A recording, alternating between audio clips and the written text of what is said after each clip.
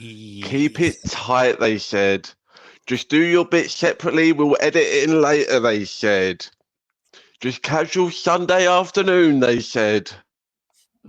And we have been beset by problem after problem.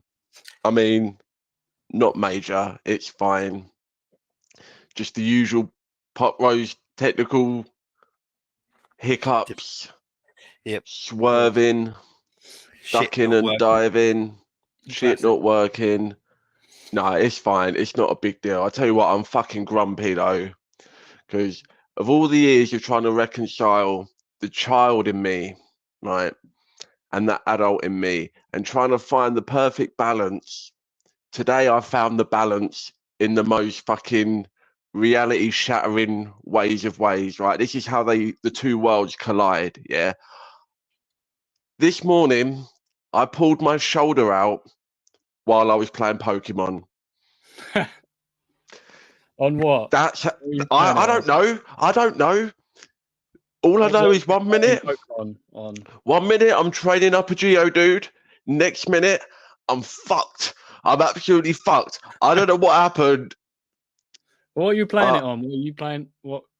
Well, I'm definitely not running an emulator on this. Oh, right. I mean, I've been on a bit of a Pokemon kick actually. I've been doing old school because when I moved, I found this. So I was doing a bit of the old Fire Red. I was doing that for a little while. I did Emerald as well, and then I ran out of the Pokemon games that I had available to me. So I was like, oh well, I'm just gonna get some on the old tablet and carry on my journey into the Nintendo DS years. So that's where I'm at now, and I fucking just trying to get comfortable so I can tap that Pokeball button, in peace. Next thing you know, I can't twist further than there. So that's where I'm at in my life. How's everyone else doing? How that is fucking possible, I have no idea. It's old age. Old age. This is what I'm saying. I'm trying to get in touch with my childhood, McManus, and I just fucking I kicked the pendulum, just fucking completely swung it the other way, and now I'm somewhere in the middle and nowhere at all. But how are you? That is utterly fucking ridiculous. That is. Pretty rough. Yeah. All good. I don't do heat. I'm a cold, negative weather kind of person. Man. So fuck this heat, and that's why I built a pool on the worst day to do it as well. Yeah, I saw that. I don't know. Maybe the best day to do it, but not if you've got to fucking pull it together, I guess, in the heat. If you'd done it at 7 o'clock in the morning, to be honest, even then, Friday was rough. Well, they've been saying, when the school holiday gets here, you can put it up. I'm like, the day the school holiday gets here, I'm putting that fucker up. And I did. And I had my mum and my sister moaning at me as soon as it was up, and there was an inch of water in there. My sister was over the pool edge. You can't wait. No, but that's so good though. And she just stuck my feet in it, and my whole body just went whoop. Good. It's all right for some. Nah. Yeah, no chilling out in the pool for me or George, presumably. What have you got? 4 jobs now? No, I've only got one. I've written it down, but I worked technically 3 different jobs last week. I did a bunch of clearing out in the garden, weeding, ripping out weeds and things. Did that Monday to Thursday. Well, I had a day off in between, but yeah, I started a new job Friday. Yeah, in that heat, I was going to start a warehouse job. Turn up to the warehouse at 8 a.m. They're like, "You can drive a van, can't you?" I was like, "I can." Don't want to, but yeah, they're like, air condition it, and I'll do whatever you want. Yeah. No AC in that, boy. But funny enough, we said that's the irony. Was I started working for a ventilation and air conditioning supply company, and they don't have AC in the warehouse or half of their van. But yeah, That's rough, man. Like even McDonald's, like you get like a burger. Do you know what I mean? When you work at McDonald's, it's like that should be like legal requirement. Anywhere you work, you get whatever it is you're selling. You know what I mean? Like give me a piece of the action. I don't want a fucking percentage on the profits. Just let me have access to the thing that I'm providing other people with. Yeah. But to be fair, they have a little office area which they have AC in. And then when I came back after the first delivery, I got there and they're like, well, I pretty much got to the place I was delivering to, got around the corner. And luckily I stopped because I was like, where exactly is this on the maps? And then I noticed I had a missed call from the boss. And he's like, you're going to have to spin around, mate. We forgot to put some stuff on there. I was like, oh, fuck's sake. So I come back. How far away was you? Oh, it was about a 35-minute drive. So I was like, well, it was less time for me in the warehouse in a way, which was nice. But like after all the kerfuffle and another delivery after that, I managed to get back and they're like, just chilling here, literally chill in here in the AC for a minute, get your bearings about you, grab a sandwich, whatever. And then, because you're going to go back in the warehouse and it's not going to be pleasant. I was just like, fair enough. Thanks for that. But yeah, I have a full-time job now. So happy days. And it's not the G-Wagon. No, it's not that No. stuff. Have you fucked them off out of it now? Yeah, literally. I was just like, I could have worked this weekend, but I'd worked, the most physical labor I've done in the last 5 years. Yeah, have the weekend off. I have that, weekend off. Did you break it gently? Did you you didn't have to give no notice or nothing, just like? No, it was self-employed. Oh, that's a point. I didn't drop his t-shirt off. I got the staff t-shirt last week. Oh, savage! Did you? So you got a week of like sweating it up? No, I literally worked one shift in it, and then. Oh, okay. Yeah, so I was going to call him, and I was just like, I can't be asked. I started my new job, or about to start my new job. Had gardening to do, so I was just like, thanks for the opportunity. Not going to be, going to have to take this full-time thing. Sorry. But he was fine, to be honest. He was just like, yeah, just pop this t-shirt through the letterbox. No worries. Oh man, that's still when they, as soon as there's t-shirts, giving back t-shirts involved, it starts to feel like a little bit close to a breakup, like that's rough. But at least you told him first. Like I'd hate to be Georgie's, dedicated, employer and finding out that he doesn't work anymore on the Pop podcast. Well, after today, I'm. Oh, you know what? Put the link on the t-shirt. Like just write it on there in Sharpie and just post it back. I'll put a business card through the door as well. Yes. Oh, just fucking throw it all in. Everything but the t-shirt. There's fucking leaflets, pamphlets. Just give him a fucking mech shirt. If you've got a Kickstarter, give him the fucking pitch on that.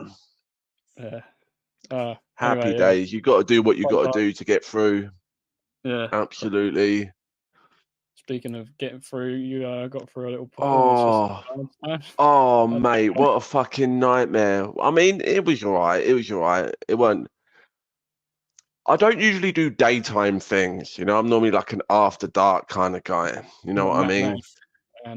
Yeah, I'm not a matinee man. Okay, you get this at prime time when EastEnders is on or nothing, right?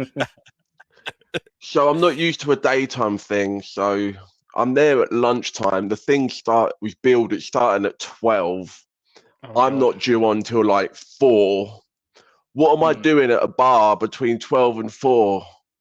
In the daytime, in the heat, it's outdoors. Again, not normally a thing. I don't normally play outdoors. I'm not a man of the elements. Right. So a lot of like varying factors going on, already throwing me off my very limited game. And they were like, oh, a little week ago, they're like, this is a daytime event. It's a family event. There's gonna be kids. You can't play what you normally play. Like, okay, fine. I can ride that curveball. I can work with that. Barely, but I can work with that.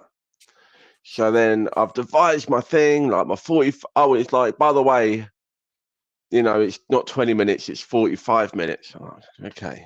Any other time, I'd be ecstatic about a double, double bubble in time, not in money. There's none of that. I'll get to that in a minute. So yeah, so it's like you can play half of what you normally play, but also you've got double the amount of time to play it. Like, okay, fine. So I'm preparing myself for that. I'm like, well, I don't know what these people like. It's going to be like family. So if there's kids, that means there's going to be parents. So that means they're probably going to be older. Not a lot of young parents where I live. Not to be, judgy.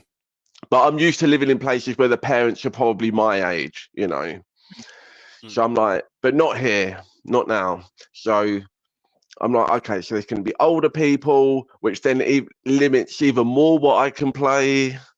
I cater to a very specific, demographic usually. And that's like just drunk dudes my age because, do what you know, I guess. So then I'm there, I'm just drinking, like normally you think like it makes you less nervous, but now just having the time to like gestate on it always like almost kind of takes you back the other way. So I'm like, I don't know about this. But I'm there, by the way, not a lot of older people, mostly people like our age. I'm like, great, this is great. This is the best possible case scenario. No kids in fucking sight. I'm like, this is really good, but I'm still gonna like stick to my set list. And then the manager of the place comes out to me when I'm buying a drink. She's like, oh, by the way, there's not really any kids here. Really liked what you did last time, so maybe do more of that. I'm like, this is like less than an hour before I'm doing my set. Like, I'm in the, like I'm set like on a certain thing. You know what I mean? So even though it's like in the repertoire, it's just like, it's like not in my like the periphery of where my brain is at, Yeah. So I'm like, okay, so maybe I'll change it. I'm like, should I change it? Maybe I won't change it. I'll just stick to it. But it's like, it sounded like they wanted some of that other stuff. So it's like, okay. And then the other guy, like, who's organizing the event, who's not the manager, he's like the one below, who's like the younger dude, who's like, I'm going to put together like fun little music events or whatever. He's like, Dean, there's only a couple of kids. I think maybe, you might be able to. I was like, just give me a narrative that I can fucking roll with here at this point. But then the opening guy or one of the earlier acts, he finishes his set and he just packs his stuff up straight away and gets up to go and leave. I'm like, come on, stay for at least one of the other acts. But not only did he leave, about half of the young people that were with him turned out they were with him, right?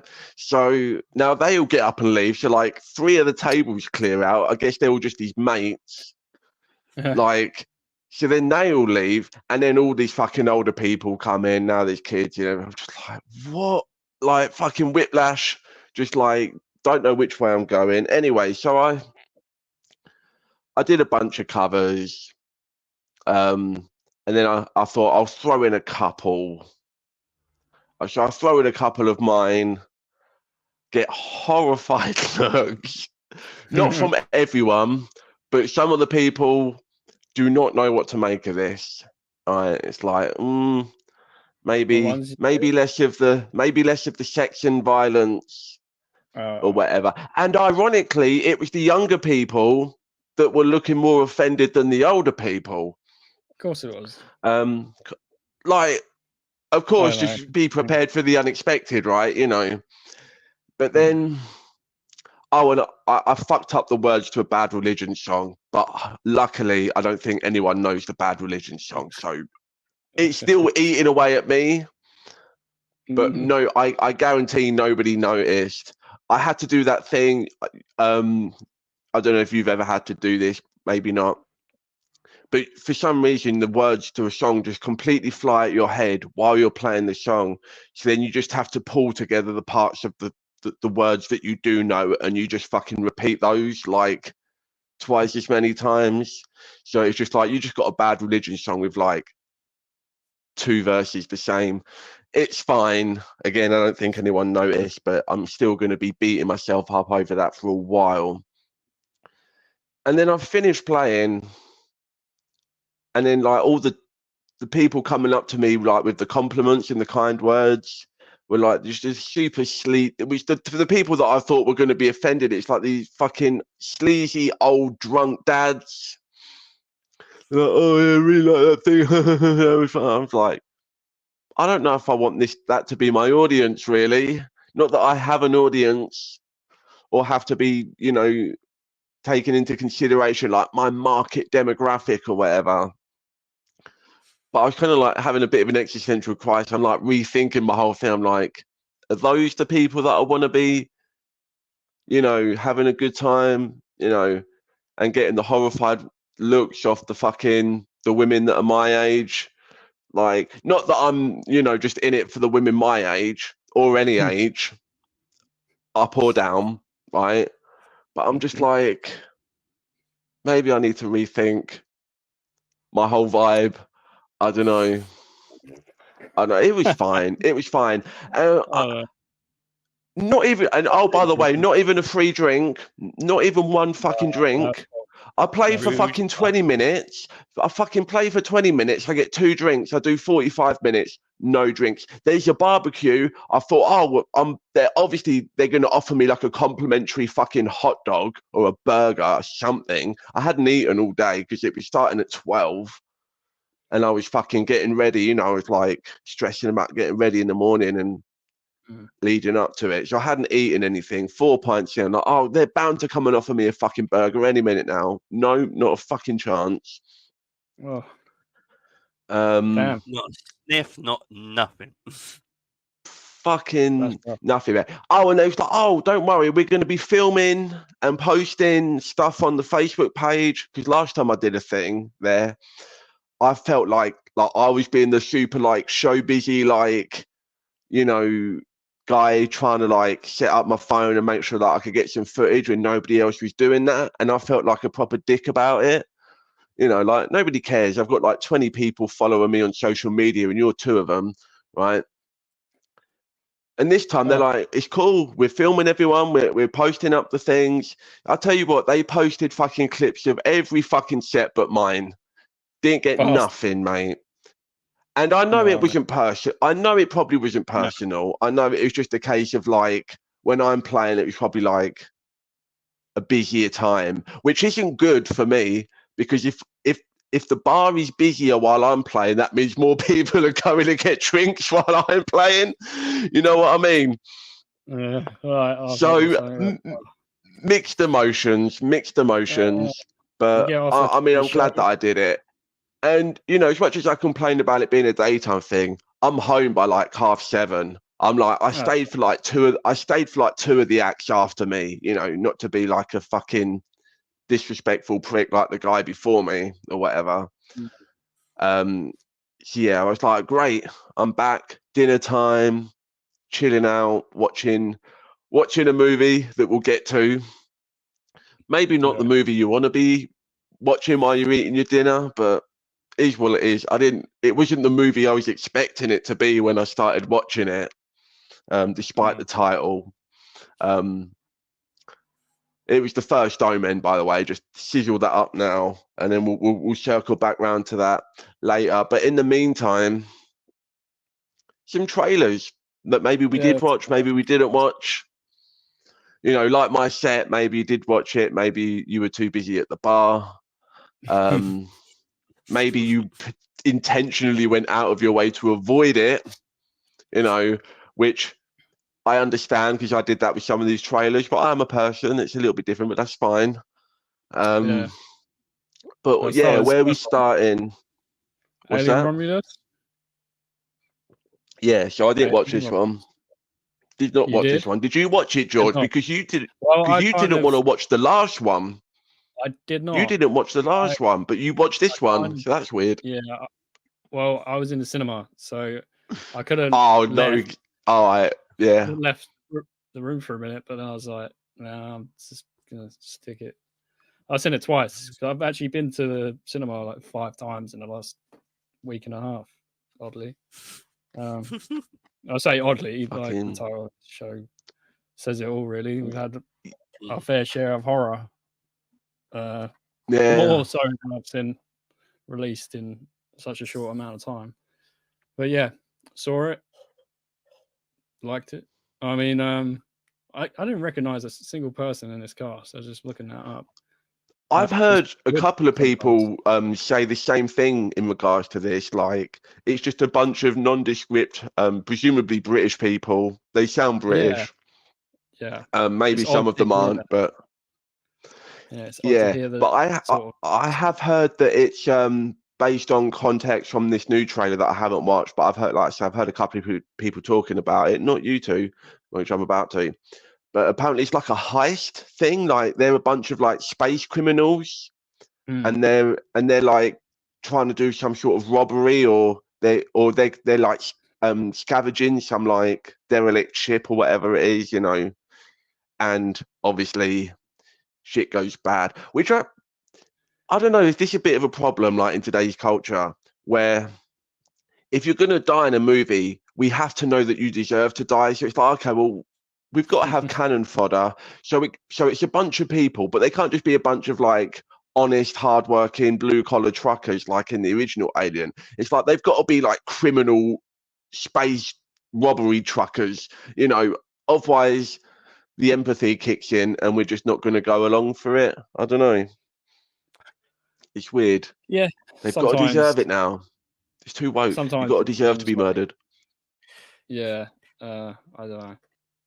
Did you watch this one, McManus?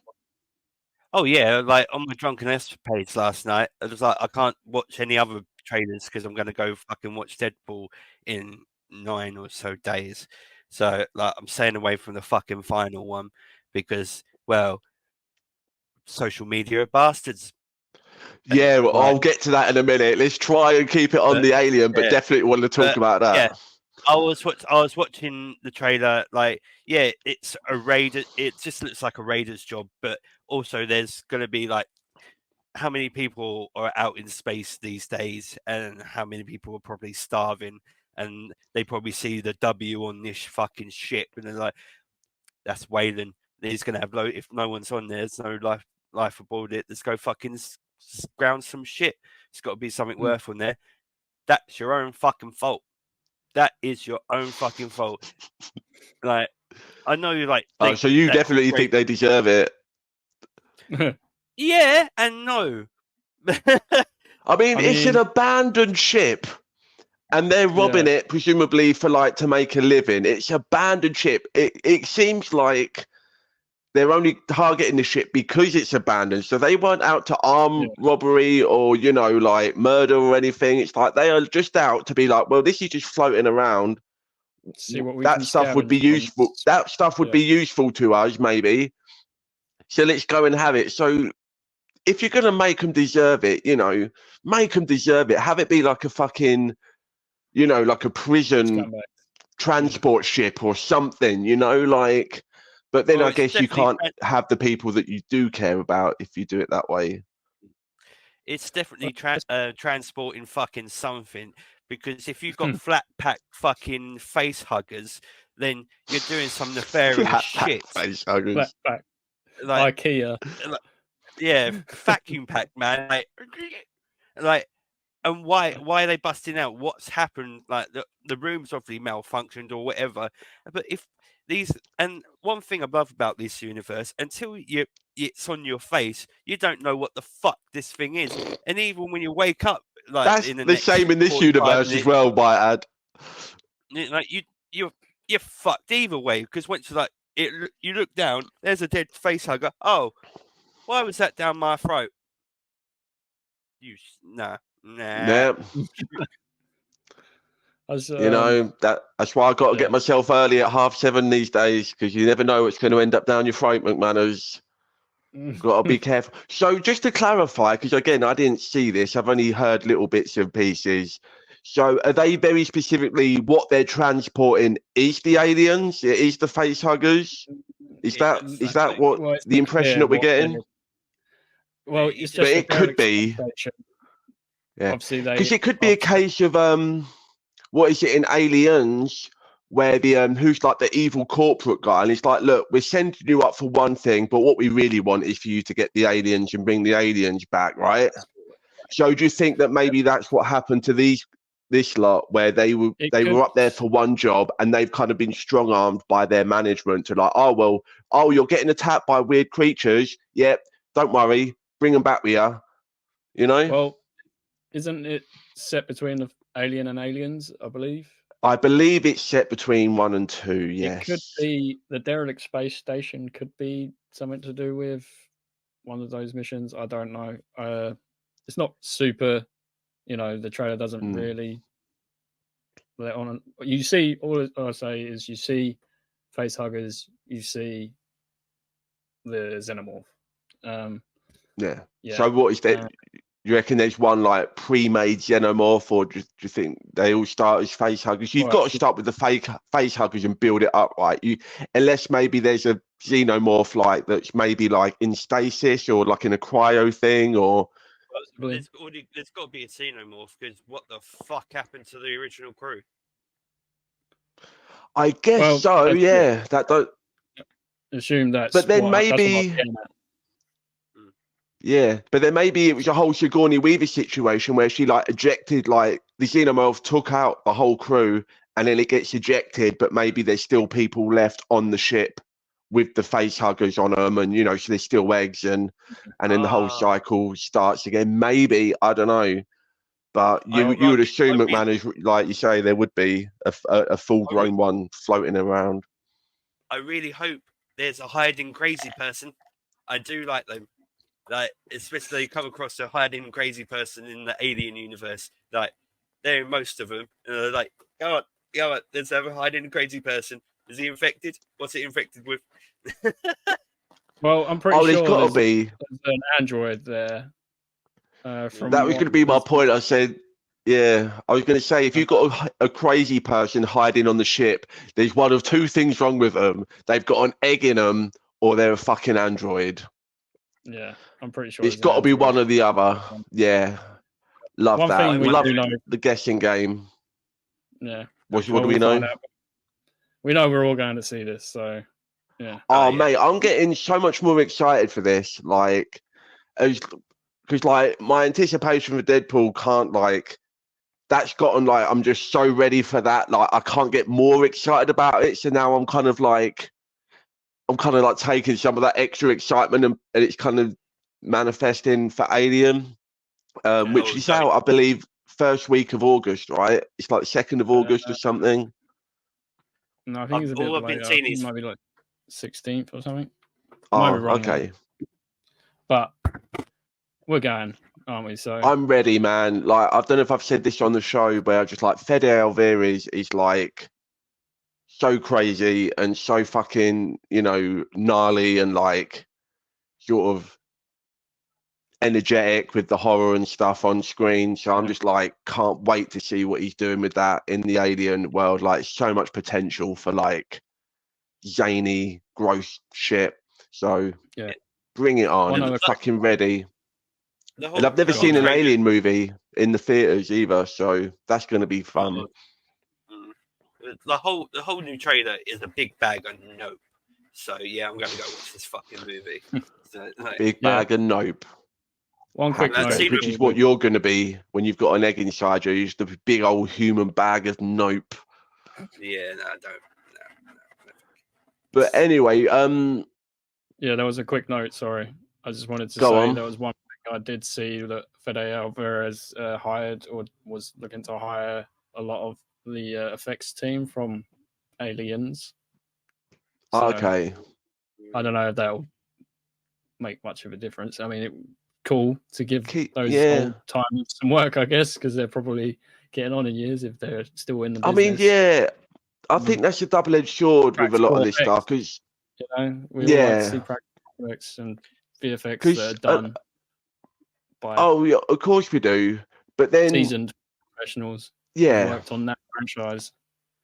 So, but sometimes like people will stick to like, oh well, this is an old franchise, so we want to stick to the old crew and the old way of doing it. And sometimes people, you end up with one or two things. They either go too far away from that, and it's too CGI and it's too like modern, and it doesn't feel the same, or they try so hard to like hold themselves to the old way that it kind of like detracts from it. It's like, well, maybe you could have used a little bit more like modern angle or a bit more like CGI to tie it up in certain ways, you know? So it's like, be careful. I mean, these people, for all we know, they haven't worked since Aliens, and now they're all super out of touch and they don't know what they're fucking doing, you know? Like, let's go and round out the fucking, you know, the retirement home from all these, you know, old special effects artists, you know, that like don't even know what fucking decade they're in.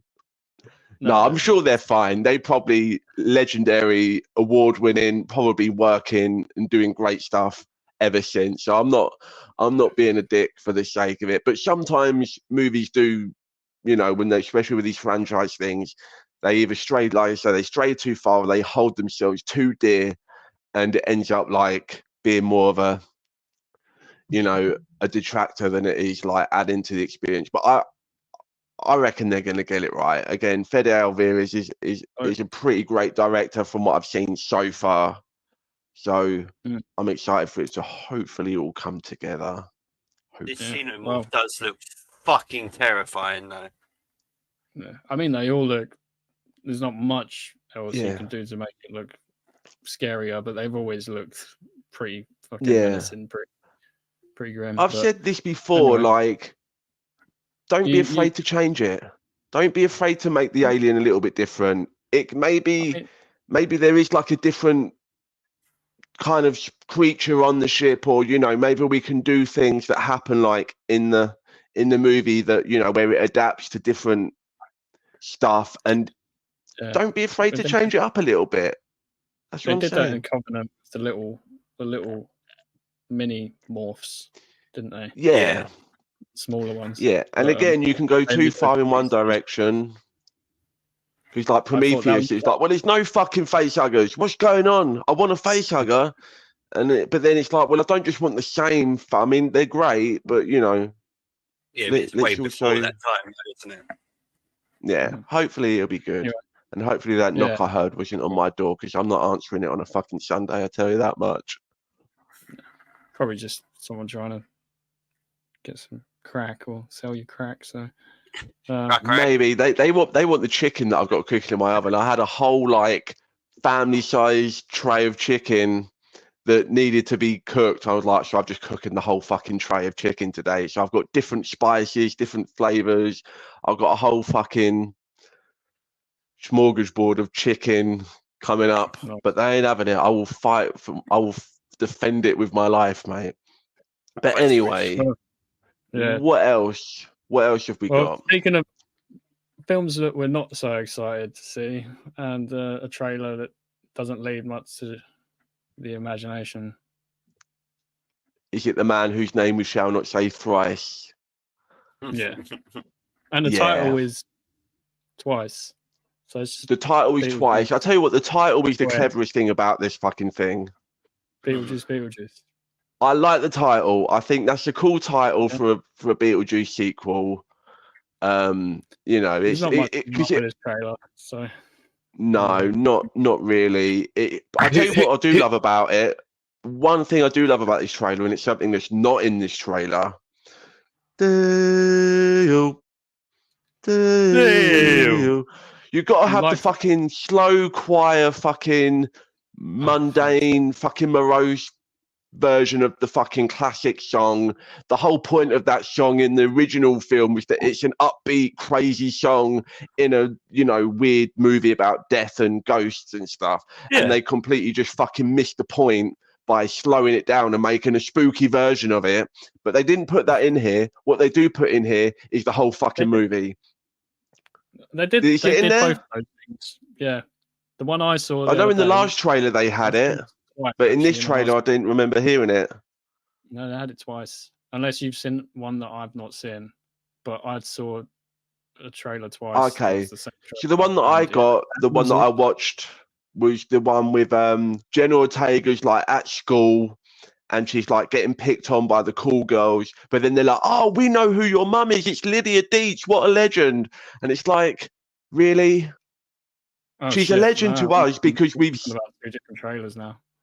You might have got a Fans and different that. trailer in the theatre then. So this new trailer that I saw, yeah, it starts with Jenna Ortega at high school and all these other girls like, oh, your mum's such a legend, Lydia Deetz, all this stuff that happened. It's like, really?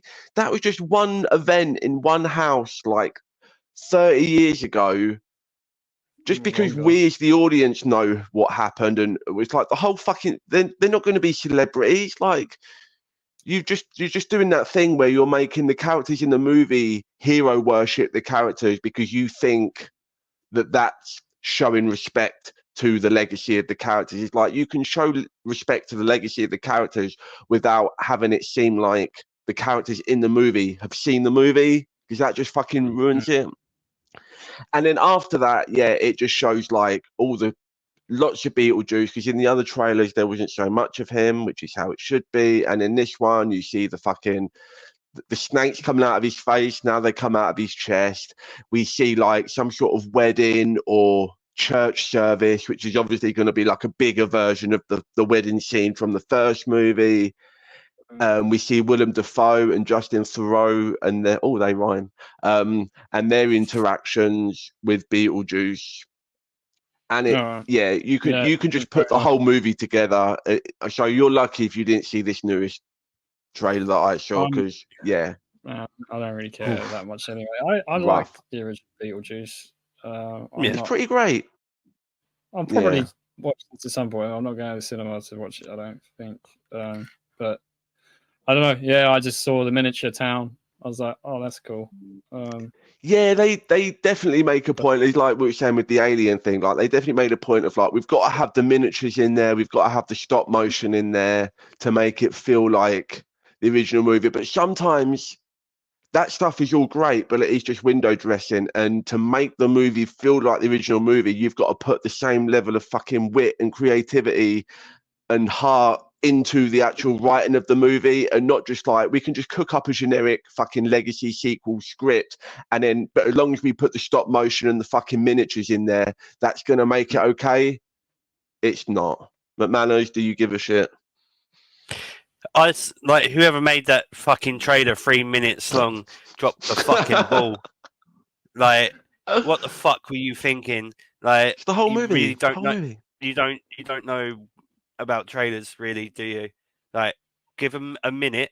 Like, they do not need to see the fucking movie because they will go see it just for the namesake. You don't need to put every fucking story corner line, like, or whatever in the fucking trailer. Like, I get it. It's a trailer. Done. Like, don't put fucking loads of shit in it. I think this movie's going to do well, though. I think it's going to do well. I mean, how many people do we know that are like Tim Burton obsessed? You know, what do we talked about the kind of, I don't want to attack anyone on the show, but we've talked about a certain demographic of people. We call them paper goths or Oreos.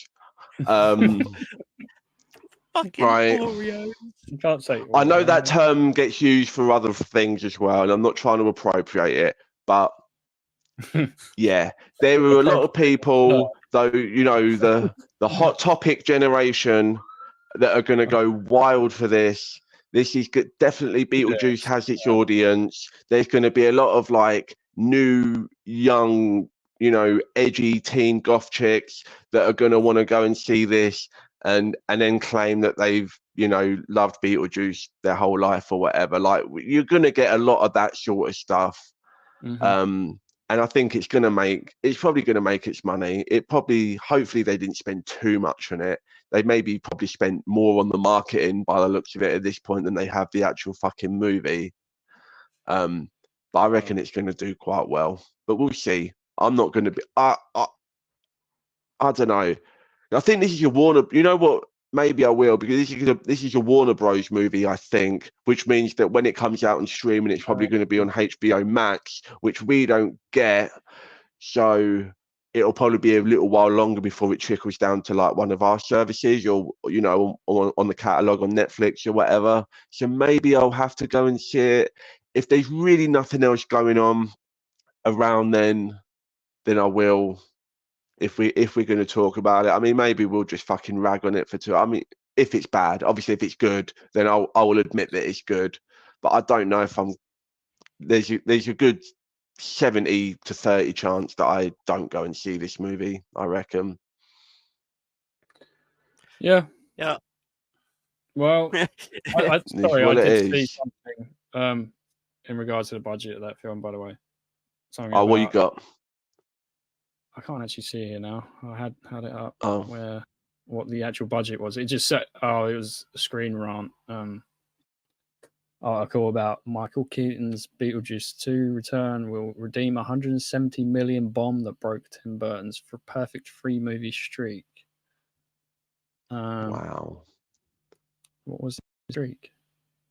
Okay, Michael Keaton, he's a dude with, you know, he's not coming back for cheap. Dumbo. You know, he's not putting all this makeup on for fucking pittance, you know? All right, so yeah, he's saying Alice in Wonderland. Dumbo, yeah, because Dumbo was a big flop, right? Dumbo was the flop, yeah, because Alice in Wonderland, those movies made bank. Yeah. Those were some of the first movies to like hit the billion, I think. That first Alice in Wonderland movie did really well. And again, trippy as shit. It's a very specific, loyal kind of audience for those, you know, for Tim Burton and that kind of whole vibe. You know, it's a whole vibe, not our vibe, but there's definitely. I think it will do just fine. I'll tell you what else is going to do just fine. And they don't need to keep putting more stuff, more trailers out. And I'm going to come back to Deadpool and Wolverine with this. Right. Did not watch this new trailer. I had no interest in watching the new trailer. I watched the first teaser trailer and then maybe the first full length trailer that they did. I was like, that is enough for me. I don't need to watch any more. But you don't need to, because every fucking news outlet on the internet is going to say there's a new Deadpool trailer and here's what's in it in the fucking article title. Here's who's in the new I don't. We're talking about that, are we? It's like I've avoided the trailer, and obviously not everyone is going to avoid the trailer. They can't just cater to the people that don't want to watch it. But you don't need to make whole fucking articles about characters in a fucking trailer, because then the people who have avoided the trailer, now you've just fucking completely invalidated it. And it's like, not everyone wants to watch all of it. And it's like, well, I can't just physically avoid the whole fucking internet for like this last 2 weeks before this movie comes out. And I've fucking had enough of it. That's all I have to say about the new Deadpool trailer.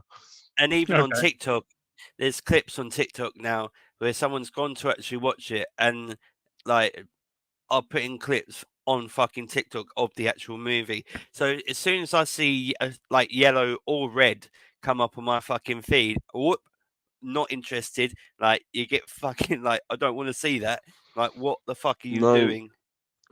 I'm done, mate. I'm fucking fed up with it. It's just like you're killing it. Like and I think I said a couple of weeks ago in here, I was like, I'm actually surprised they're being very subdued with the Deadpool marketing.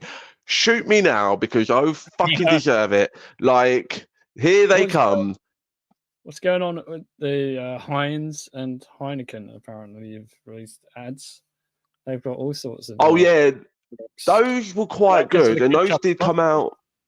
Yeah, it's ketchup and mustard, like genius, absolutely genius. Do a fun little TV spot for a ketchup and a mustard.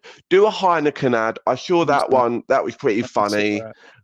All right. where they made a joke about like the Heineken cans and the claws or whatever it was. You know, they did some kind of little bit about that. Those were great. Do those, because that shit's not in the movie. You know, do fun, interesting things that remind you about the movie and put the movie in your mind without fucking giving you stuff from that you don't or might not necessarily want. So that's it. Like, it's coming out in like, I mean, you said 9 days to manage. I'm seeing it on Wednesday night for the midnight screening. So that's like 4 days at this point. So I am prepped and ready to receive this movie in any orifice they choose to give it to me in. Looking forward to that. I don't know when this episode is coming out, by the way, because this isn't a live one. It's been a little while since we've done one that's not live, unlive, if you will. Wednesday, to be honest. There you go, perfect. No, and that wasn't to like rush. I'm just saying because we're going to have a Deadpool. Just me and McManus will be on presumably Saturday or Sunday. Well, when you see it, Dan? Oh no, it'll be Sunday. Thursday afternoon. Okay. Yeah. So it'll be Saturday or Sunday. Me and McManus will be coming on for a full. It'll probably just be a whole episode on Deadpool, I would imagine. So you get 2 episodes this week. You get a George one, a Georgeless one. You know, 1 live, 1 not. What more could you want? You got your ketchup, you got your mustard. See? There you go. Oh. And what else? Yeah. What else is there? There was one. You want to talk about long legs? Yeah, let's talk about long legs for a minute. Was that the one other thing? We chatted about this when it was in. Well, it had obviously been filmed and was in the can, ready to go earlier this year. We was chatting about this, and all we knew was satanic murder, mystery, or thriller, very much in the vein of Silence of the Lambs. And with Nick Cage. Nick Cage. That's what more do you need? New reviews in it, right? I've not seen this yet. No. Have you seen the trailer, Dan? I know you saw the trailer, right? Yeah, seen the trailer. Like, I watched the first teaser trailer. Yeah, I watched the teaser trailer back when we talked about this, which I think was right at the beginning of the year because we were talking like anticipated movies and stuff. I think upcoming movies, and we talked about this and Dream Scenario, and as well as obviously a bunch of other movies as well. But just because they were both Nicolas Cage, and there was more of a trailer out for Dream Scenario at the time. This one it was just a very vague teaser trailer, and I wanted to keep it vague because sometimes the films don't have a marketing budget to force it down my throat, and I enjoy that. So I don't know anything, so no pressure, George. But that's cool. Is it good? And does it? Yeah, I'll keep it vague for you. Yeah. Does it hold up to? Does it hold up to? Is the mystique and the mystery and is it all worth it? Does it pay off? Well, as you know, with the trailer, they've done really well to try and hide Nicolas Cage's appearance fully. Well, I say fully, like you get a glimpse of him, but yeah, I'm going to say, all I will say is Nicolas Cage delivers as you'd expect him to. So when you say they're hiding his appearance, is it because he's like disfigured, or is it because we don't want you to see who he is because his character will appear in the movie before you find out that he's the killer kind of situation? Or is that too much spoilery? If I actually told you, answered that in full, it would give away more than. Okay. Yes. Yes. All right. And is it? Yes. And is it? Would it be spoilery to ask if it's like? Is it because I've heard it be? People compared this to Seven. So is it 7 in the terms of just a mystery, or is it like how it's like a real world gritty kind of thing, or is there maybe supernatural elements, or is that something that we need to find out in the course of the movie? I haven't heard the 7 comparison. I've heard the Silence. Someone said it's like a modern day Silence of the Lambs. I would say that, in a way, that comment tarnished my overall. Well, because you was expecting to be a certain way. Level. I'm not saying that it's not that level. Like it is. It's a really well made film. Yeah, I can't say much more. I did enjoy it overall. Yeah. There you go. I've let it go. But yeah, I'll leave it at that, man. Because I definitely encourage people to watch it. Yeah.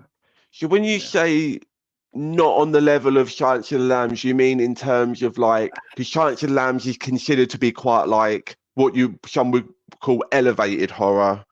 Yeah. Or is this this is not that, and it's more like it is sort of bombastic, sort of not slasher, but like more of like in your face kind of less subtle kind of horror. Yeah, it's still okay. It rides the line of thriller horror, but it's probably more on the horror side of things. But Osgood Perkins is an interesting filmmaker. He has definitely has a style. But yeah, I don't want to say much more. I'll just say check it out. He definitely has a style, yeah. Right, that's fair. I'll tell you what, this segues quite nicely because I watched a movie last night, teased it up earlier. So I watched the first Omen last night, right? And I'll go quick on this. Go on. And at first I was like, this is really well acted. This is really beautifully shot. The sets, the costume, everything is like fucking incredible. But not a lot happens through this whole movie. And things do happen here and there. There's no jump scares, really, nothing like in that kind of vein. It's very much just a whole atmosphere and a whole vibe. And I was like, wasn't really feeling it. I was like, this is kind of boring. And then the kind of stuff that does happen towards the end kind of seems like more out of nowhere. And I think the reason for that is because it's like a legacy prequel situation. Generally, you think of those as being like, more on the trashier kind of commercial, cheap thrills kind of vibe. Yeah, very much so. And I think because I was expecting that, I think like the pace and the tone kind of completely threw me off. And it wasn't until like after watching, like after it was finished, I was like, no, I think they genuinely did like really just go for more of that 70s tone of the original movie. And it was more of an elevated horror situation than I was thinking it was going to be, which I think kind of just coloured my perception of it. And I want to watch it again. So if you haven't seen it, I don't know if either of you have seen the first Omen. No, I was not in a rush. It was similar to the Exorcist thing, but yeah, sorry, Dan. And I do think the marketing made it like it was advertised like it was just like a generic legacy cash-in kind of situation. It didn't, and I think maybe they didn't want to present it to be like this more slower burn, atmospheric 70s, thing. And it really does that whole thing really well. So McManus, you're gonna see it. Is this gonna be your vibe? I actually might put it on after I'm done here. I've just got it up on IMDb. I've watched all the others, so I'm going to watch this. What did you watch it on? Sorry, Dean. Sorry. It's on Amazon or Netflix, I think. One of the two. It's one of the two. I don't remember any ads, so it's got to be Netflix. But it's on one of them. You'll find it. And yeah, no, I'm glad that I watched it. I'm going to watch it again. You know what? It's funny as you say that, like, you watched all the other ones, because after watching this, I want to go back and watch some of the other ones, more specifically some of the later ones. I mean, what is there, like 4 or 5 of them? It's quite it was quite funny because you mentioned something like not in vain. And it's like the original doesn't a priest get fucking murdered by a falling weather vane? Yeah, they do. It has its sort of, it has a version of a scene like that. It has its own version of like the hanging scene, Oh yeah, I and then remember seeing that in the trailer. It was like, and there's a this is couple of other things in the movie towards the end that are like a bit out of nowhere. So I want to like rewatch to see if I feel differently about those. Bill Nye is in the movie. He doesn't need to be in the movie. I'm sorry, but everyone else is like really authentic because it's set in Rome, right? Everyone's really authentic, like European, no-name actors. It all feels really, lived in and kind of authentic. And then just to have Bill Nye, who's like who's very clearly an English man in this movie, like not making any effort to cover up, to like even pretend like maybe you just did like one semester in Venice, like at least just pretend like there's something Bill Nye, but it's just Bill Nye in this. It's like we just needed a name, and he's only in like 2 scenes, so it doesn't ruin it too much. Normally like to see But Bill Nye, but yeah, he's good. Don't get me wrong, but it's just 2 scenes, and it kind of takes you out. It would have been better if he wasn't in it, I think. But I'll give this a 3.5 belly stitches, because spoiler alert, there is birthing in this movie. So if you feel uncomfortable about women's bodies or the natural process of the beauty of life, or maybe the darkness that comes with it, yeah, don't watch it.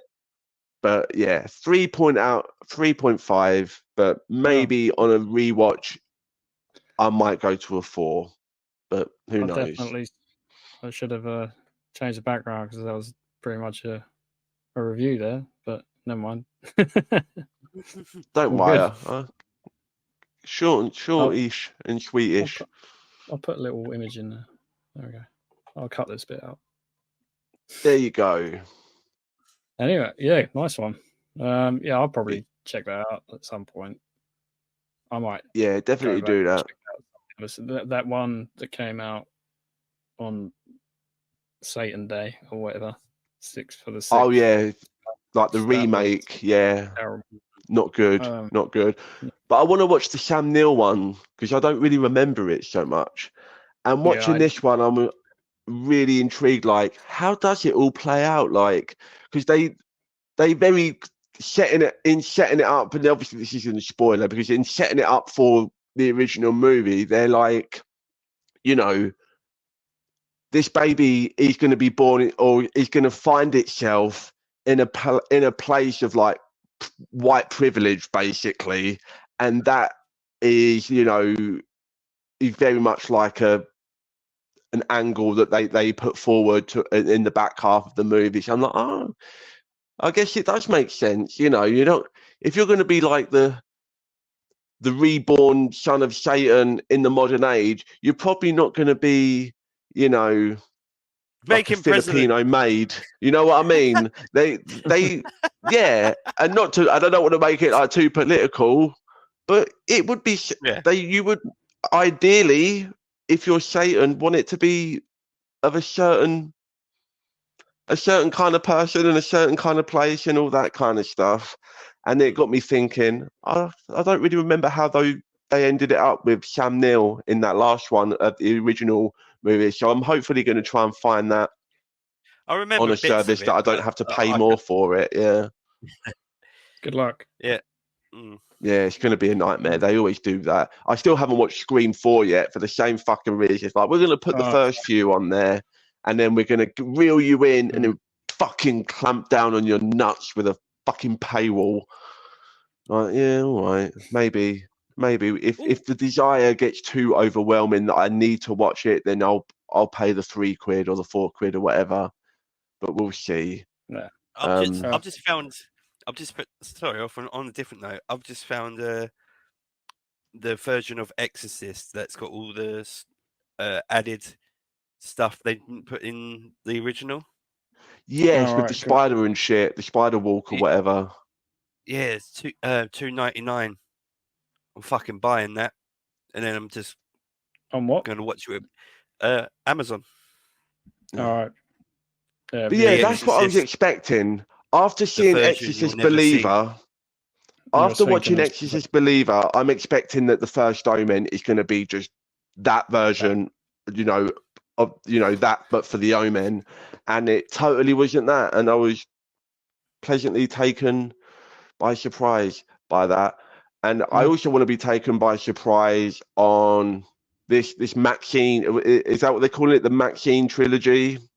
the X trilogy, I believe. Or the X trilogy, but there's an X in Maxine, whatever, which I haven't heard. I've heard a lot of people talking about these over the last couple of years. It's definitely built up a cult following. I still don't really know much about it. I'm told that it's probably up my alleyway. I'm hopefully going to watch them at some point. You two have watched all three of them, and you're going to talk about them, and I'm not going to be here because I don't want to know shit. Is that right? I believe that's what's happening now. Yeah. Yeah. We That's have a pretty quick much ad break. it. So yeah, little bit of a break. Click like, click subscribe, click follow. Oh, real quick, I had a dream last night that we was recording an episode of the show, and I woke up in a cold sweat because I realised that I didn't tell people to like and subscribe. Don't worry, So I'll do that's that where at the my end as well. brain's at. But tell them again, talk about the Maxine trilogy, whichever one they like. First Omen, did they like that? A trailer's too much trailer, not enough trailer. Which one do you want to see? All that shit. And I'll catch you two and everyone else next week for Deadpool and Wolverine. All right. Peace. Sneaky, snoink.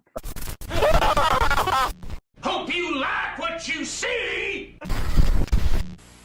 Haunted by mildew stains and soap scum? Terminate them with Tilex Instant Mildew Stain Remover. 102, take 3. Action, please. Ah, the French silk Cut. Who ate all the macaroni and cheese? Look, Cheddar Goblin! Cheddar Goblin, did you eat all the macaroni and cheese? Nothing's better than cheddar. Cheddar Goblin.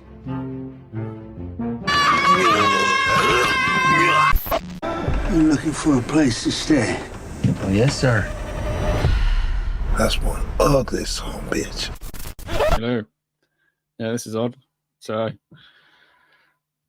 as Dane said, we'll be talking about some films by the director Ty West, particularly his X series. So you just saw these, or saw at least two of them just recently, right? All three of them, like Right. literally in a space of 2 days. Oh, sweet. Cool. So, yeah, I guess we'll start with the order they were released chronologically. I was just quickly before we start, I guess a little bit on Ty West. He's director, actor, cinematographer, screenwriter, editor. Got his hand in all the pies, it seems. From Delaware. And yeah, he started his career around 2005 with The Roost. The first film I saw of him, have you seen The House of the Devil? It sounds familiar. I must have seen it. 2009 film. It's about it's satanic cult-ish stuff about a babysitter or a college girl gets a babysitter job, goes to the house. There's no baby there. The guy says it's his mother-in-law. It's pretty odd. It's not a bad film. I remember seeing it back about, I don't know, 12 years ago or so. I think it's decent. And that's one thing you can definitely say about Ty West. He likes his satanic panic stuff. He likes to cult stuff. Watching interviews with him, he's big into giallo stuff, which is a subgenre I'm particularly fond of. Have you heard much about him before these films, or? No, I've seen a couple of his films, but not like paid attention to the director. Like, yeah, he's got quite a few others out there. I mean, yeah, he directed a segment in the original VHS film, which was Second Honeymoon, which is I rewatched that recently. Yeah, man, those VHS films they're not bad. I don't know if you're very familiar with them, or... Yeah, I'm actually, because I just go to, I like scaring myself. My mum calls me a massive pansy. Like, I'm just I just love horror, and like when I first watched the first VHS, it's like, what is that? What the fuck is this? And it just kept going from one thing to another, and it's just okay. I'm interested in these, so I've watched all the ones that they may bring out. Excellent. Yeah, I've kept up for the most part. Yeah, I like the concept, with the segments. Yeah, just found footage. It's most of the found footage stuff I've never been like massive fan of, but yeah, VHS is probably the top, the creme de la creme when it comes to. It's been done a lot. Like the found footage thing, like they milked the shit out of that in the early 2000s, obviously, and like it's just a different way of doing it, and they are fucking creepy, but some of them like is what's going on, and some of them you're just gonna fucking laugh at. Yeah, some of them are borderline unwatchable just for the whole shaky cam, terrible, like nauseating, just badly filmed footage, because it's I guess that's the concept is found footage by people who are amateur filmmakers or just filming something and happen to capture it on the VHS camera or whatever. But yeah, back to Ty West anyway. Yeah, so I'd only really see The House of the Devil, and then I heard, partner turned me onto these films. Watched X, and I was quite intrigued by X. It was like, I remember seeing a trailer for it, probably watching Doctor Sleep, or around that time, might have been. Not sure. I know X and Pearl were shot back to back, obviously with the concepts. In X, you've got a group of guys, or an older guy, film producer sort of guy, sleazy guy, taking some young'uns out onto a farm to make a dirty movie, and obviously set in like that setting of when that time when it was all new, and they're like, oh, we're gonna make you got the art school, like filmmaker, nerd, cinematographer, director. He's trying to make it not more than just a dirty movie. And then well, I don't know what's much else to say about it, like like how. So you watched this one first, obviously in chronological order. Yeah, what were you thinking? It's wow. Doesn't shy away from the subject matter at all, does it? Like, no, but it's. I was just, when I started watching this, I was like, okay, it's going this direction. Okay, and by the way, just the way it's filmed, it's just oozes old school, like 70s horror like film. Like these must have filmed it like, or made it look, if he didn't film it on like an old school camera, because it definitely fucking feels like it does. But it also, like, sitting through these movies, like talking about it a bit more in a bit, but it feels like he's taken so much out of old, like he's seen all the the favorite horror movies he's liked, and Yeah. there's concept of all the movies we've watched that you can go, that's that fucking movie. That's that fucking movie. Texas Chainsaw Massacre, like yeah. you know, Yeah. oozing that vibe. But, Yes. yeah, like you say, like the I'm not sure what cameras they used for the old school like porno footage, but yeah, it's framed very much.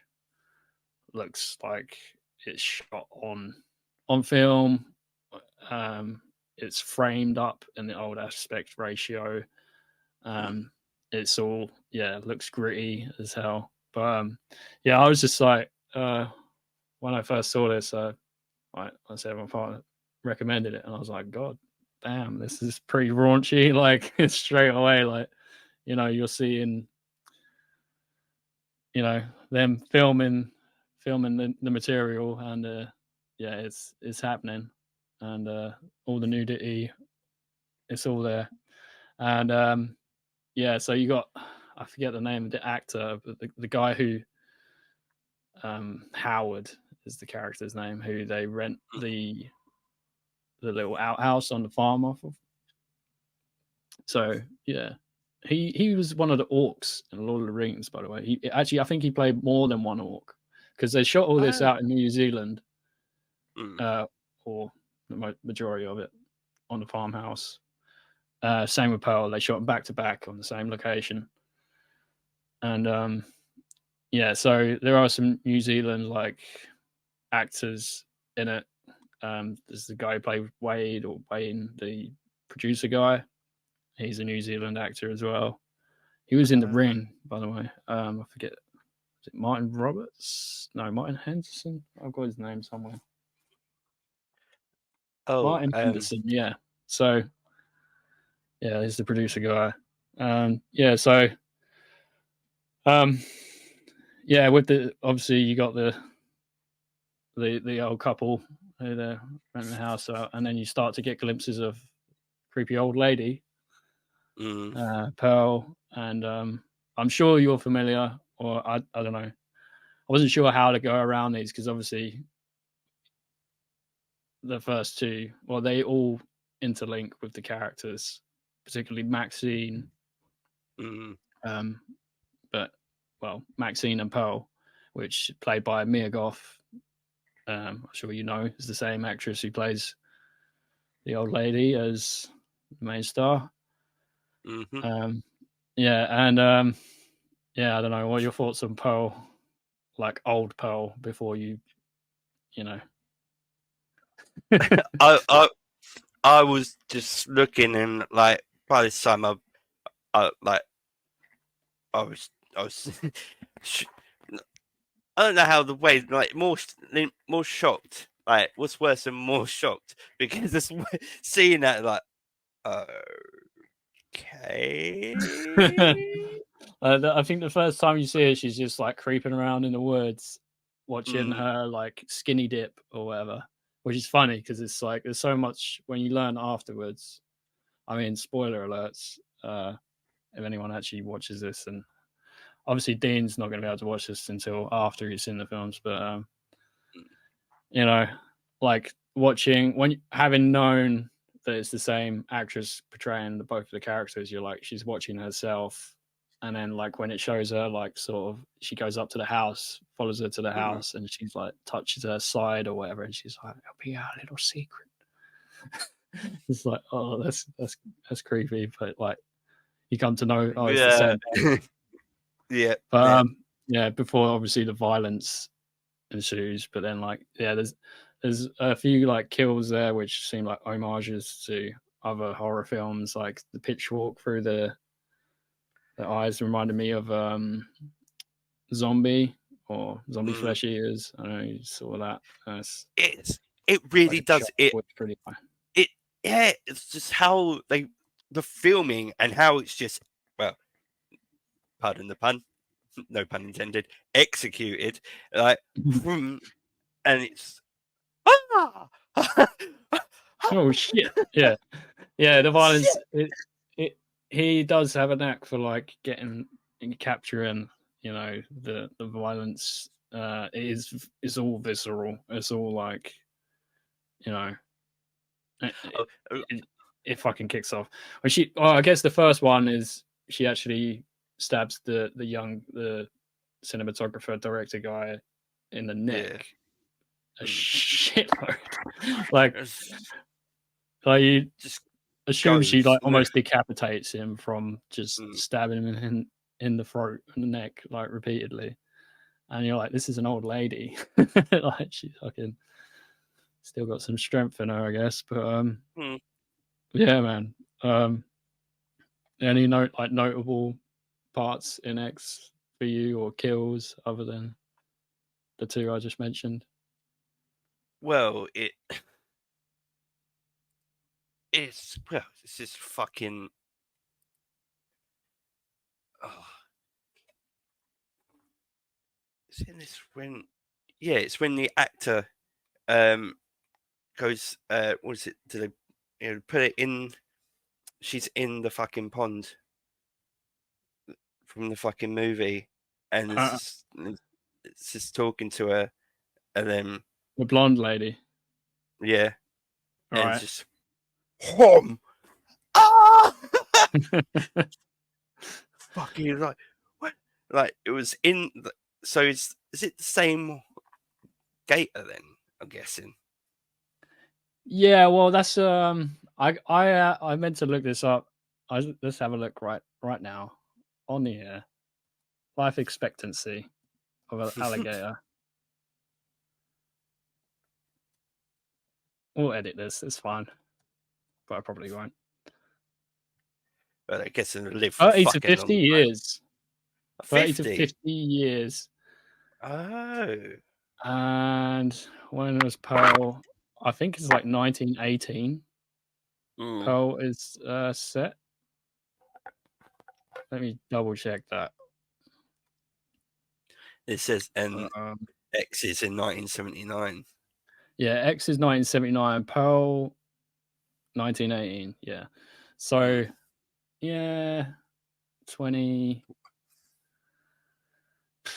I guess it could be the same gator. It could be the One gator's old fucking gator. It could be one of the gator's children. What is a gator's? What's a baby gator? It's not a pup, that's for sure. It's not a puppy or a kitten. But yeah, I don't know, man. Like you assume it's the same gator, right? But yeah, I can't remember what she refers to it by name in Pearl. But yeah, interesting that comes back around. Hatchling. A hatchling. Yeah. Wow, thank you. Well done. You're on that. But yeah, that one, that's a fun one, because she's trying to be like, oh, like comfort the old lady, and she's like, get off me, you fucking whore, or whatever she says, and then slaps her around the face, and then she's like, well, you can fucking, you can fuck off, and she's like, get out of my way, and she's like, hell no, you're gator food now. But yeah, Jenna Ortega, when she gets locked in the basement and she's trying to get out, and that's like it's Shining style, like through the door, and then puts her hand out, and he just like fucking hammers her. Like her hand just gets like her fingers are like mush. That's grim. He just loves it, doesn't he? It's like, let's fuck him up. Like it gets to a point in these movies, he just goes, he must go, right, we're gonna fuck him up now. No, it's time.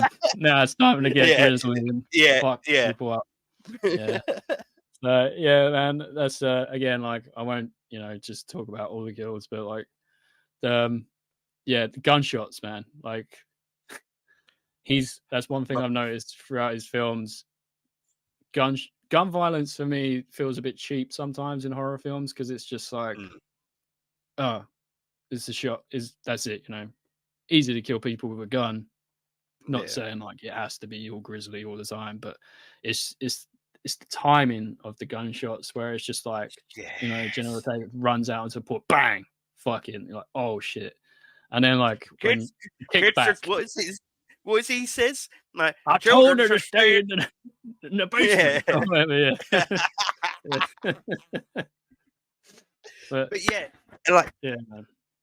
it is the gunshots. Like he makes it spectacular. It's like it's not loads of it, but when it goes off and he's gonna fucking murder someone, they are stopped in their fucking tracks. Yeah, I would say, like, not to spoil it, if you want to go back and watch House of the Devil, and for anyone who hasn't seen it, like, I'd definitely recommend giving it a watch if you like any Ty West stuff and haven't seen it. There's a gunshot in that which just like hits like no other gunshot I've ever seen, like just out of fucking nowhere. You're just like, oh fuck, and it's like like the spray, the splatter, like it's a headshot that's, you know, to top all headshots for the timing and just, you know, the effect achieved. It's great. But yeah, anyway, like just on a side note of like the whole concept of Pearl and the character and the, you know, sexuality, and it's odd that you actually feel some sort of sympathy for old murderous Pearl. Don't you think?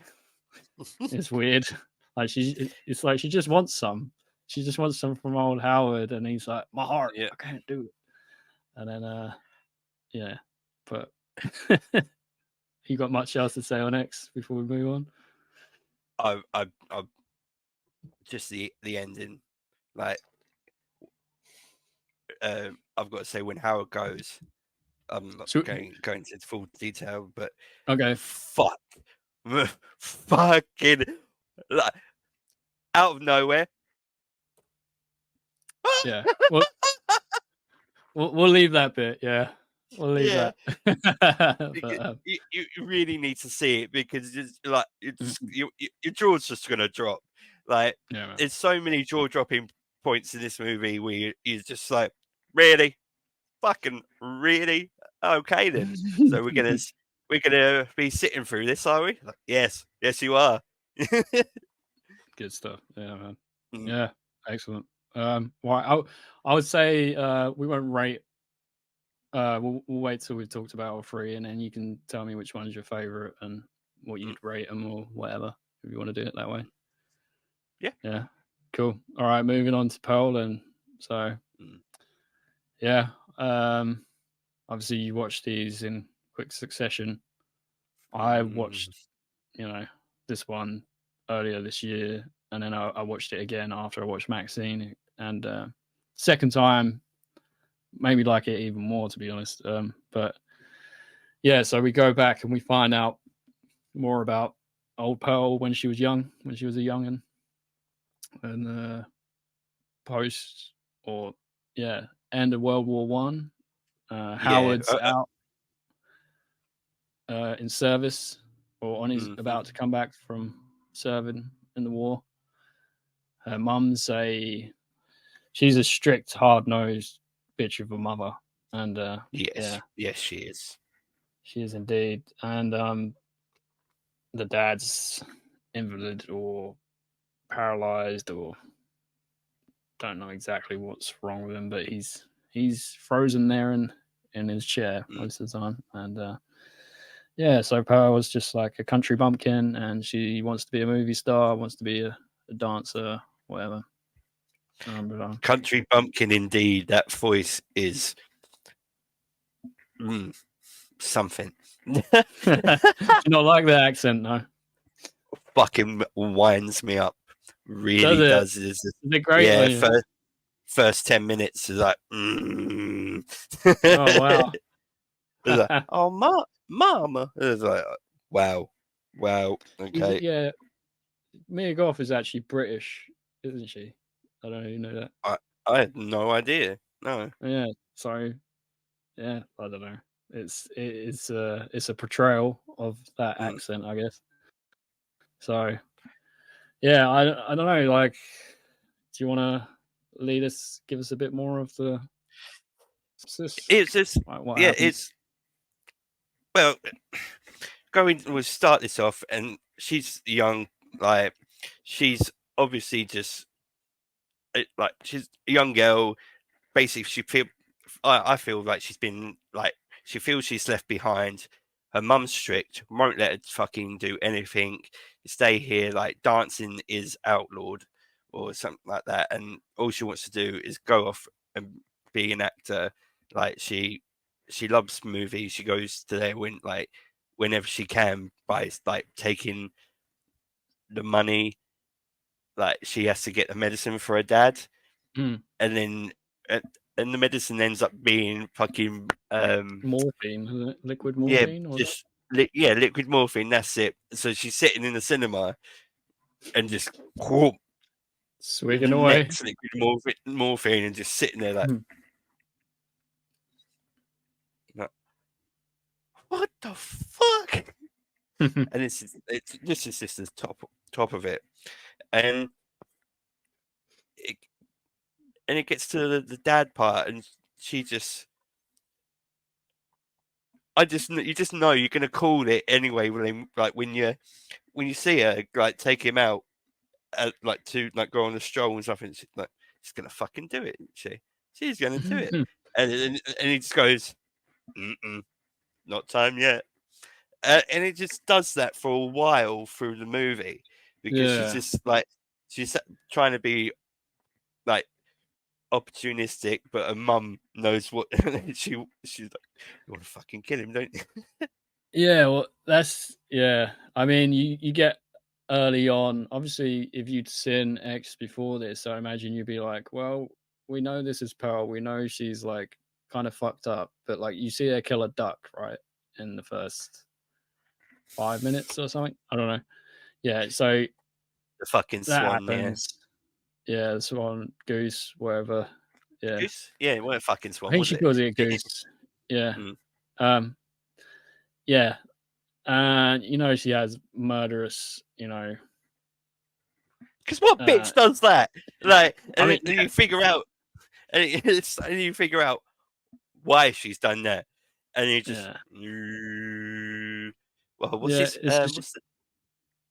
what's the name of the alligator again?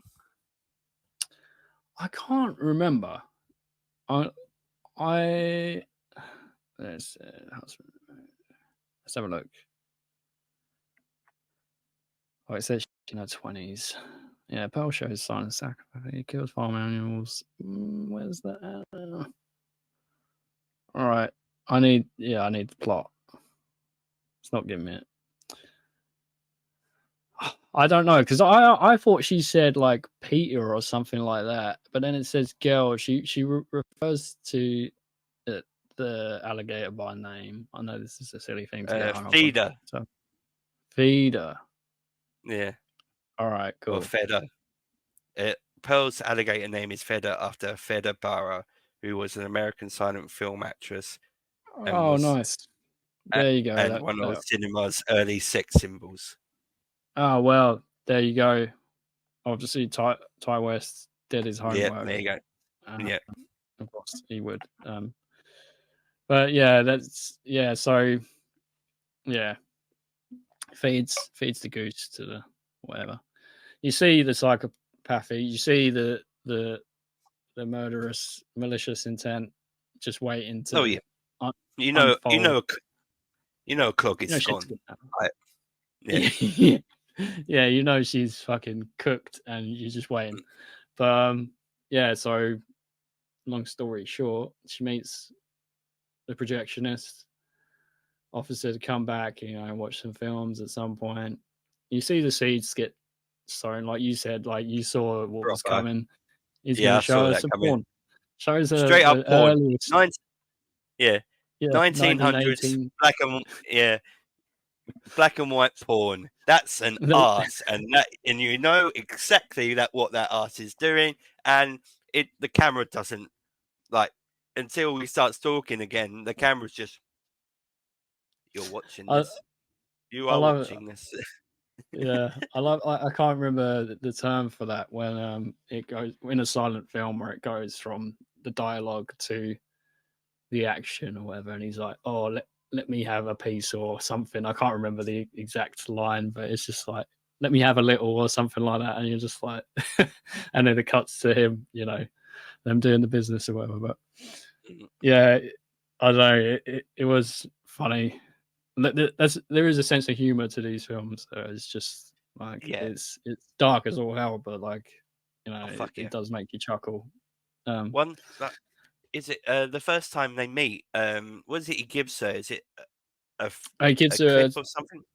Yeah, a still, like he cuts out a frame of the reel of the film that she just watched or whatever. And then let's talk about that scene. When she loses it. It goes flying off into the cornfield and she finds Mr. Scarecrow. A bulging eyes scarecrow, by the way, like one of the most uneasiest looking scarecrows, apart from in like a scarecrow horror movie. One of the most like, who the fuck decided like to give him that face anyway? Like, and she climbs up the bastard, and it's like, can I like? In a slow fucking way as well, looking straight at the scarecrow's dick like crotch if it had a fucking dick, and then drops the gets up to its face and goes, "May I have this dance?" Drops the fucker, straddles it, and then just you know what happens from there. She pretty much fucks the scarecrow. Yeah, rides him, gives him a good old ride. Rides the scarecrow. And really? Yeah. Really? Disturbing, but also hilarious at the same time. I'm like, what the fuck is going on? And then, obviously, it escalates from there. When she goes back, sees him, he sort of plants seed in her mind, like, oh, or it's like almost like she figures it out. She spells it out, like what she has to do to go pursue her dreams. And I don't know. I feel like there's another film in between there, between Pearl and X, of like what she did. Yeah, it feels like there should be another one there. Like, I don't think there will be. But yeah. Anyway, like, I don't want to drag it out too much, but long story short, kills the folks. But like, I mean, when she takes out the projectionist, like that's fucking, when she flips, when you see it go like full like rage mode, he's like, "You're scaring me," and she's like, I don't know if you've seen that. People, you probably haven't yet, but like you will probably see it. Like there's people have made memes of that scene where she's like, "What's wrong? I thought you liked me," and she's like screaming. Yeah, and he goes to go off and then gets the pitchfork treatment.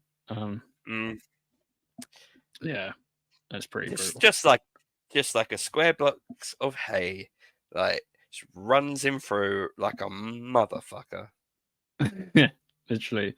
And the fact like the middle fork goes through, like, presumably through the mouth into the skull brain, I don't know, like stuck into the floor, pins his head to the fucking dirt basically. But yeah, that's pretty gnarly. And then the audition or whatever, she doesn't get the part, her friend gets the part. But that's one of the parts in the film that, like, it was highlighted to me, like when she gives the monologue, when she's like, "Oh, just practice on me what you would say to Howard, like when he returns from the thing." And I'm like, yeah, that's some acting right there. That's like quite a good delivery on that monologue. Yeah, I feel like I'm going on anyway. You got any other thoughts on it? Yeah, I just I was just looking through some bits of it, the notes. Going back to how the projectionist dies. Whoever finds this guy must be a dumb motherfucker, or must think the person who killed this person must think the cops are dumb motherfuckers. But it's understandably it's in like the 1900s, but why are you going to put a guy in a small car and push him into a river that's only waist high. But and you know, we know he did not die in no fucking car crash. But I think the whole piercing, all the times he's been, stabbed, would give it away, and you're not going to fucking die like that in a car. Well, I'd like to assume that Howard, this is what I was saying, like in this other film, this imaginary film within the timeline of between 1918 to 1979, Howard presumably was helping her cover up her crimes. Yeah. I actually did not think of that. Sorry. Yeah. Well, you don't know. Well, I can only assume because he shows up at the end, right? And he's back from war.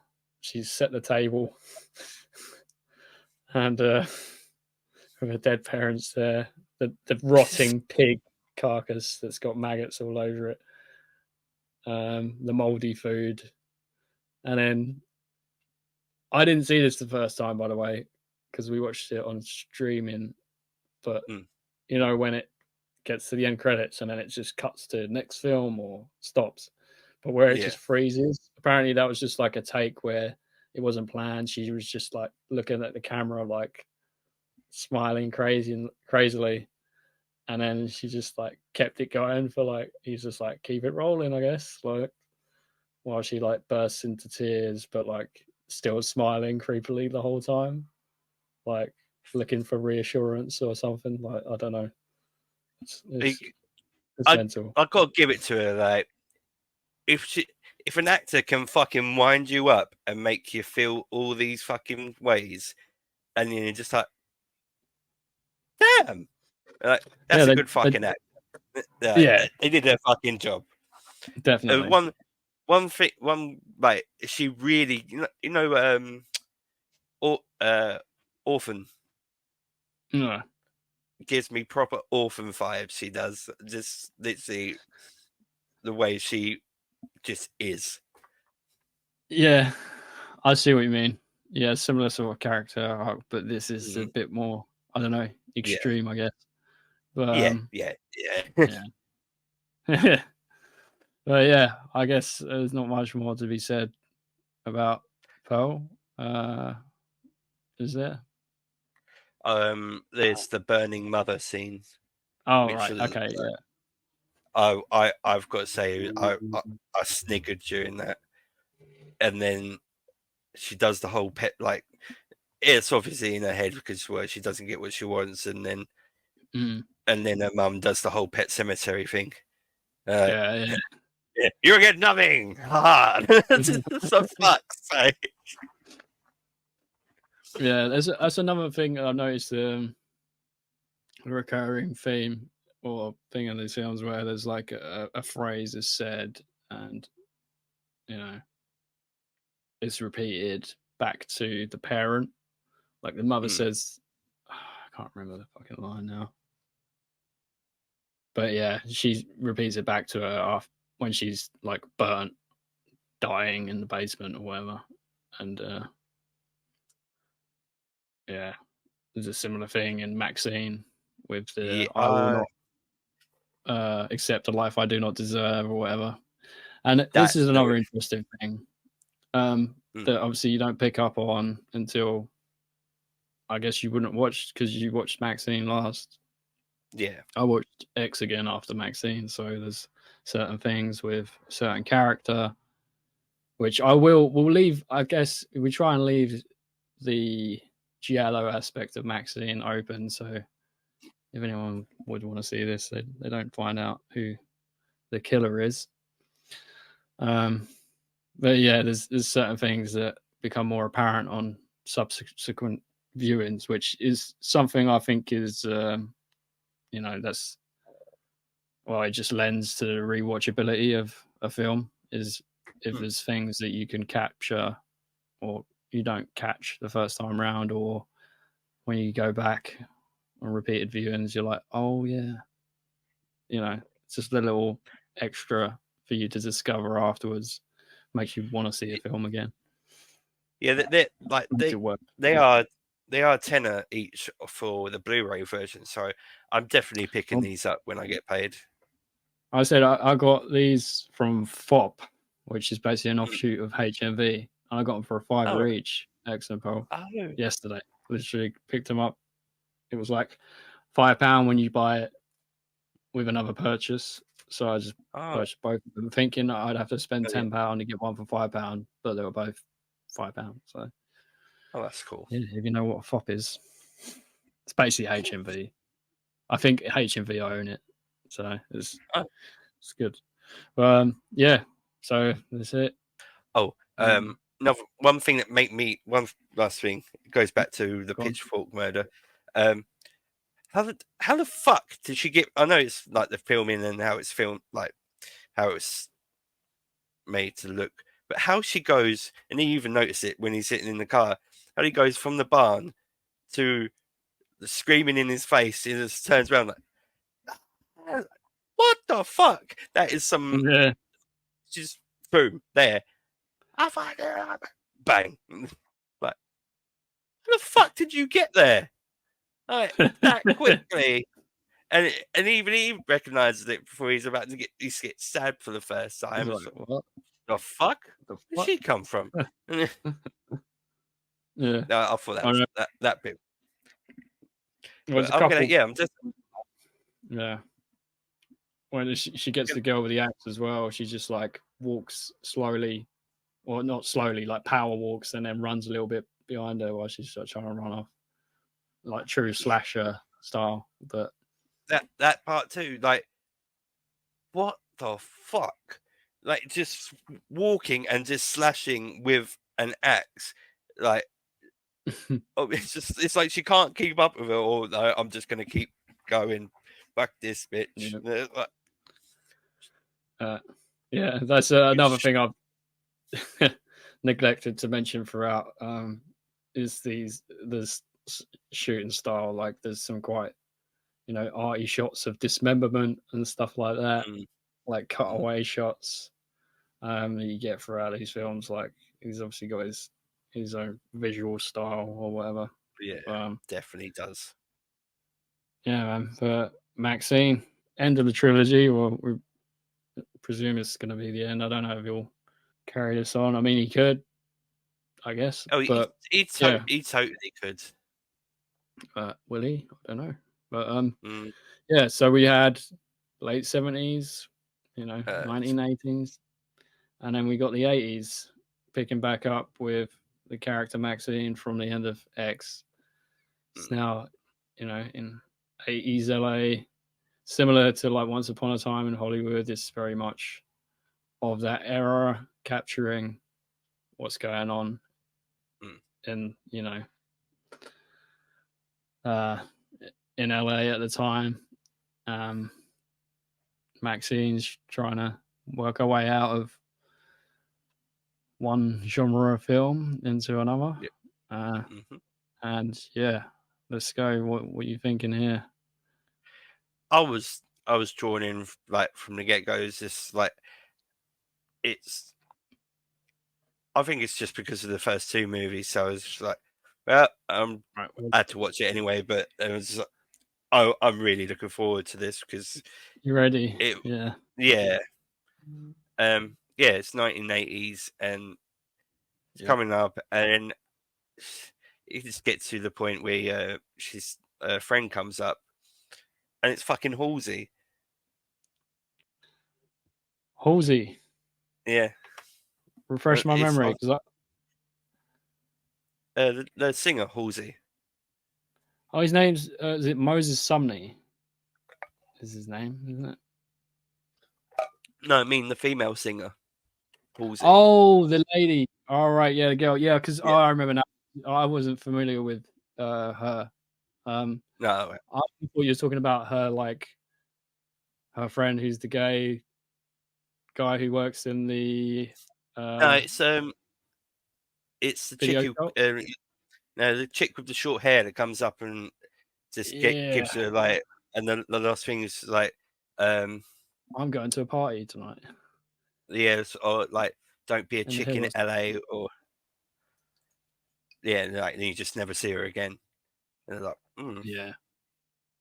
Oh, that's again, yeah, like this film's like metal. It's proper 80s metal, satanic panic vibe, like 1985 LA. You're seeing the scene, you're seeing her like audition for a slasher film, or you know, a sequel to, what was it, The Puritan is the film, I think. Yeah. So, When that bit came up, I was like, the fuck? Oh, it's obviously they're filming this. yeah. Yeah, that I like that when she like walks out of the audition, she's like, "Yeah, I might as well go home because I just fucking crushed that," or whatever. But yeah, when I thought you were talking about the guy, because I, oddly enough, after the film, the next day I like IMDb the cast and I saw his name and I was like, I actually was familiar with some of his music. Like he's like mad, like vocalist, like he does. I don't know how to describe the genre, but like he's a really good vocalist anyway.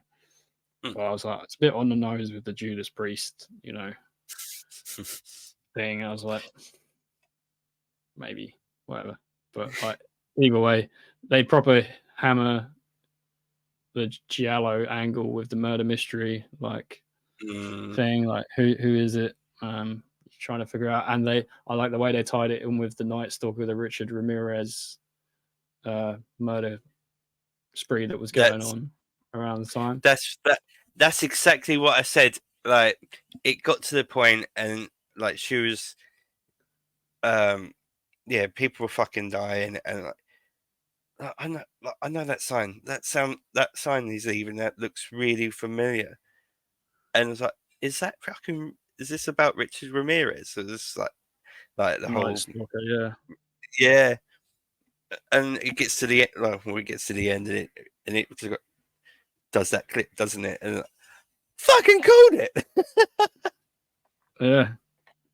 Well, I mean, the weird thing was, I remember being like, I was watching the film and I was like, I thought that happened a bit later. And then, you know, I looked it up. It was literally, he was caught in 85, which I don't know if you know about how he was caught. Did you know about that? Like, how that happened? He was sat on the street, wasn't he?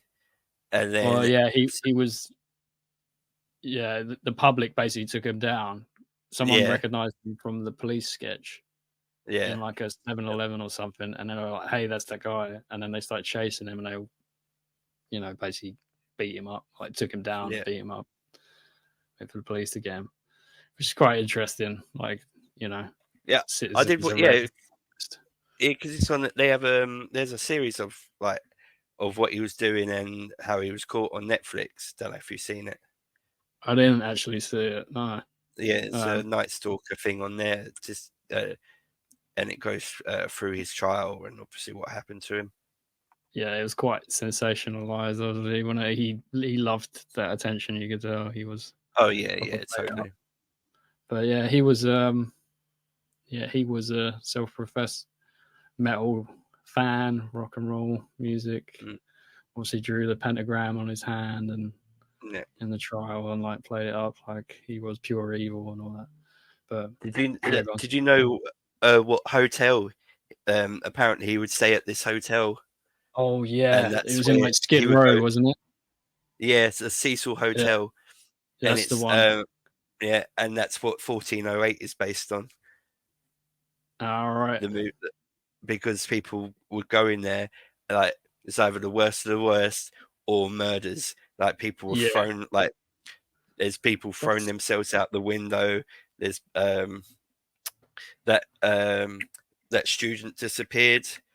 Yeah, in the water tank, she was found in the on the roof or whatever. Yeah, that was fucking odd. And it's just like, how the fuck? And everyone's like, there's no way she would have, like, these water tanks have locks in them, and there's no way she would have lifted that latch up on her own. Yeah, there was also, wasn't there like footage of her in the elevator, like talking to herself or something, or Yeah. like they said she was talking to someone, but like, yeah, that's pretty creepy. Yeah, a lot of history around that place. But yeah, interesting how they tied it in. I was like, he's surely not going to be in this film. He's not going to play on that character. Like, parallels to like Once Upon a Time and Hollywood, obviously with the Manson family and linking that like true life, crime to the characters in the film. I thought it was going to go in that direction. I'm quite glad it didn't.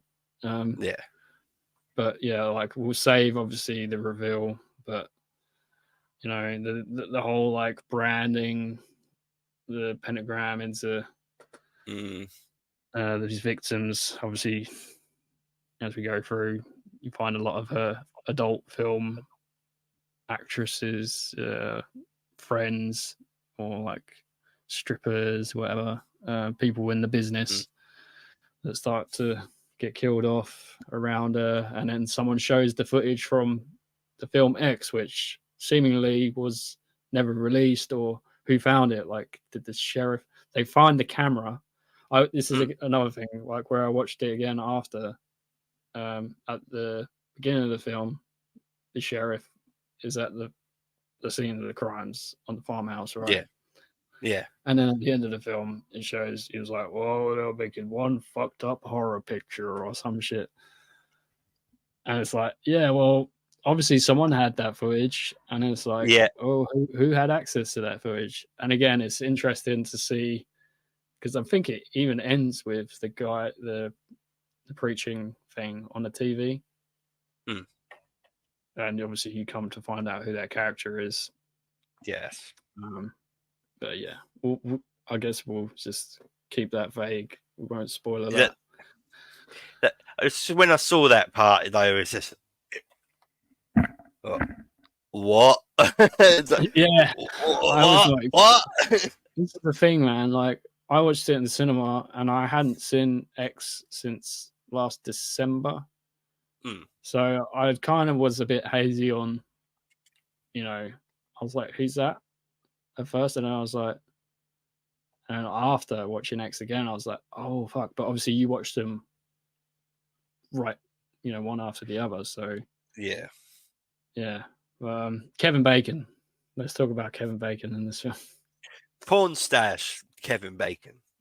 Porn stash, private detective, cartoonish, you might say. Kevin Bacon, hamming it up, baconing it up, pigging it up, pig meat. Yeah. What do you think about that? I thought it was good. He portrays like just a fucking asshole, doesn't he? But it's I've got just the car scene. I've got to say, he was fucking asking for it, but God, that was just. I had to double take that because I thought she just went up to him and punched him. I didn't like until that scene. I thought you meant his demise or whatever. Oh no! The first time, like when he pisses her off, she has keys in her hand. Yeah. I thought she just punched him. It was like she'd done some fucking damage just by punching it. What the fuck? So I rewound it. It's like, and then saw her go. Oh, dirty bitch. Yeah, she went for it with that. Just yeah, quite a few strikes with the keys in the hand. Oh, yeah, pretty brutal. But yeah, then his demise as well is quite savage. Oh yes, but again, that's one thing I will say with this film is it's the typical, like, again with that whole. I watched an interview where Ty West said he's a big fan of Giallo, and that's the classic Giallo thing: is the black gloved, killer. You only really see the gloves. You don't really see see what's going on. You see some of his interactions with Kevin Bacon. Obviously, he's the one who he hired him to track down Maxine. And yeah, I don't know. There's still a lot of violent, grisly, murder and stuff in there. But I don't know. It's done. I don't know. It's just like more 80s, I guess. Like he really captures that sort of the vibe of the era for each film, to be honest. But I mean, I've never seen many 1918, films of that era, like making it, but in the style we did it, like Technicolor, like I don't know. Yeah, it is. It does feel like old slashers, like classic ones you go back to watch. Like it has those shots. Only thing like it's missing is fag burns. Like, you know what I mean? Oh, It's the just cigarette like burns, yeah. The film grain and all that. I don't know if these were shot on film or obviously X and some of that stuff probably was, the adult film scenes. Yeah. But yeah, I don't know. Like, I kind of feel like keeping that Maxine a bit more vague because it has that aspect to it is a good way to leave it, to be honest. But I mean, is there much else you got to say about him? I was just pleasantly surprised by them. Like I do like them. I think they're, if you go into these movies and you think you're gonna call it, and in some aspects you do, but it kind of goes. You think you know what's going to happen, and the movie just goes, "No, you fucking don't. You know shit." And it goes, "Whoop!"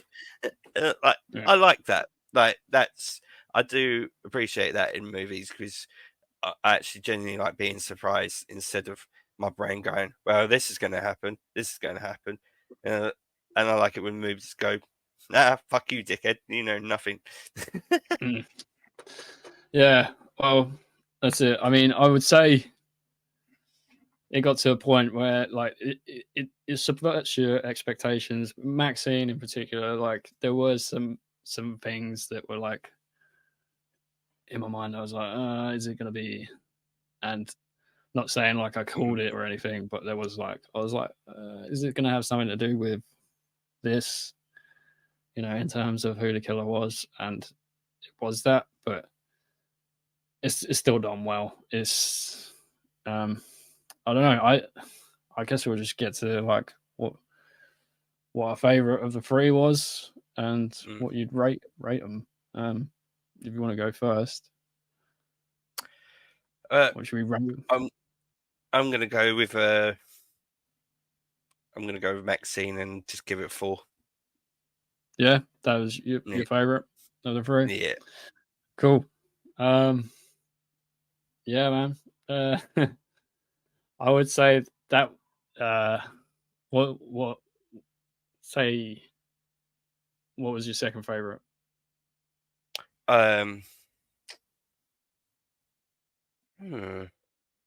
See, that's hard because I can actually put them two together, and I wouldn't mind. Like they're both going to get 4s anyway.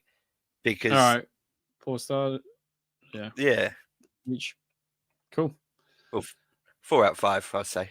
Yeah. Sorry. 4 out of 5. But you wouldn't rate Pearl or X above or like just level playing. Yeah, it does like. It's just some parts like notice it's the when they go onto the lot and you see a certain hotel and I like it because it's the whole portrayal for being an actor and being on the lot, but it was just with this one it's just there was a lot more wondering with Maxine, I say. Yeah, yeah. And what's it? And Gus, who turns up in it. Oh What's his, yeah, his yeah, as name? their agent. Yeah, yeah.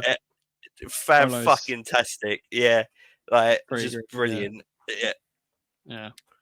Yeah. I think it would be easy. Like I would say, like I love 80s cheesy horror, slasher films. I like giallo as well. So it was definitely that would generally be. You probably pick that as a favorite for me, but I think X, upon rewatching, X might be my favorite.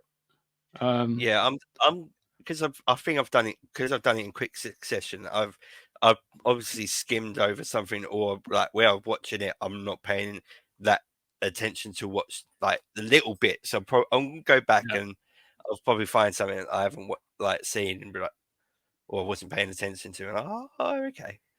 But yeah, yeah, I don't know. Man, it's hard. Like they are all very good, and like I'd say yeah, pretty much maybe even a 4.5 for X. I do like X for the vibe it gives, like Texas Chainsaw Massacre vibe. Exploitation vibe, yeah. Yeah, that is cool, and I like how he's just gone. Hey, you've seen this before. Can you name it? Like, this is this bit. This is this bit. Like the only thing the old parents didn't do is just fucking smack someone over the head with a hammer, like at the dinner table, like chainsaw someone up. Like yeah. There literally are shots from the when you're looking at the screen door and the porch. I'm just like, that's right. Pure, the Chainsaw Yes. Massacre. Like someone's gonna come through a metal grate door and fucking hit you in the head. Yeah. But yeah, I think that's what, like, over the years, my love for 80s is sort of, I've gone more like 70s exploitation stuff. There's a little, I don't know, there's something about that sort of era that really speaks to me. It is cool. Going on. Yeah, 80s is a bit more saturated. And you can do a lot of stuff with that kind of like the genres as well. And you can, like, there's over the top movies like where they've obviously got fucking a tanker truck worth of blood, and they're like, we're gonna use this, like they put fuel in that fucker. Yeah, it's for the blood. Right. Someone is getting a fucking. So someone is getting fucking red eye today. Right. Yeah, that's one thing I will say. Just going off of pure, if you want to be a fucking pedantic or whatever, the fact that supposedly the body contains 9 pints of blood when a certain person gets squashed by in an automobile, and there's like buckets and buckets of blood there. I was just like, I don't know, that's realistic, but whatever. Gnarly, fucking gnarly, and then you just have the dog come up and be like, "You're not, no, yep, he does, he does." Because it just felt like someone just went, "That car's crushed." I was expecting that car to go all the way fucking down, and then you just like, and it's just someone just went, "Rip, let's turn that fucking fountain on." Yeah. But yeah, so you're glad you watched these films? Yeah, they are definitely Blu-ray worthy. Like I said, I'm definitely getting them. Nice, yeah. I feel like I'd feel differently if I got to revisit Maxine again, but that'll happen, I'm sure. But yeah, for now, I guess we'll call it at that. Might check out some more Ty West stuff. Interested to see what he does next. Yeah, I'm gonna have a look on that. I'm still in between what I'm gonna watch after this, so I might just have a look on some of his repertoire. Yeah, a lot of it's on Prime. So Shudder, House of the Devil is on there. Innkeeper, that's another one I want to check out. Yeah, I've got a Shudder subscription, so it's done like a Western style Like a western. film. Like a western. Oh, western. Fairy cakes. Yeah, he's done a bit, so plenty of stuff to check out there.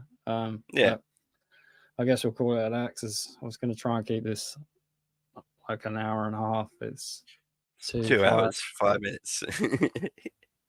Excellent. So anyway, I guess people can tune in to see you guys talking live about Deadpool versus Wolverine. Yeah, this weekend. We get that. Yeah, so we'll be on time with a movie.